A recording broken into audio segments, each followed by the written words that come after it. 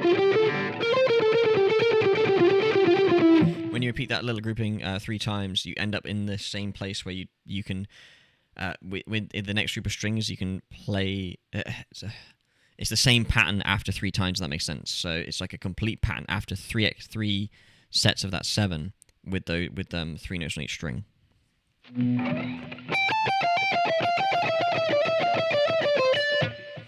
So first grouping is here. So 15, 17, 15, 13, 15, 13, 17. Second grouping is starting on 13 on the high E string. So 13, 15 on the high E, 13, and then 17 on the B string, then 13 on the E, and 17 on the B, then 15 on the B string as well. And then we're going to start with 17. 1, 2, 3, 4, 5, 6, 7. So we go 17 on the B, 13 on the E, 17 on the B string, 15 on the B string, then 17, 13, sorry, 17, 15, then 13, which is your third grouping. I'm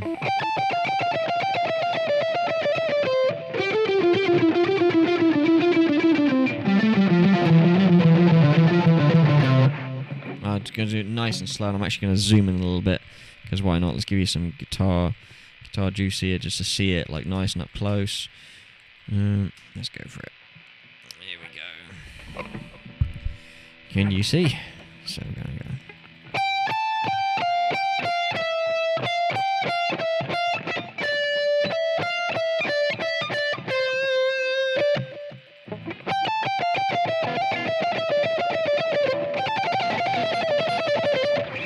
And then you can speed up a little bit more to get to a bit more ridiculousness, as I just demonstrated there. So you can take this up to like fast speeds, and it can be pretty wild. Anyway, that's all I got to talk about for now. That's an hour and a half worth of stuff which I've talked to you at. Hopefully you can break this down and take some exercises from this, and please do. And if you do find this helpful or handy, I'm going to upload this to YouTube, so hello YouTube, drop a link, drop a link, drop a comment down in the comment section, and drop a like as well. Maybe just talk about some different things that you've tried out, or what's helped you out. Maybe something which you want me to delve more into, maybe something which you want me to like take this apart and kind of go, okay, I really liked that particular lick. Can you talk about that a bit more, and how you can maybe like change that up a bit? But yeah. In general, I think that's a very, very successful first attempt at Masterclass. When I decided to do this Masterclass at 2 o'clock this afternoon, I think, because I mean, like, the idea was planted in my head, whatever. But I decided, yeah, screw it, I was going to do it. So I filmed an Instagram clip and advertised it with an hour's notice. So if you made it for the live stream, thank you very much.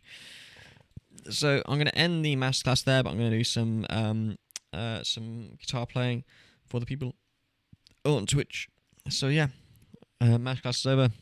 Go practice. Bye-bye.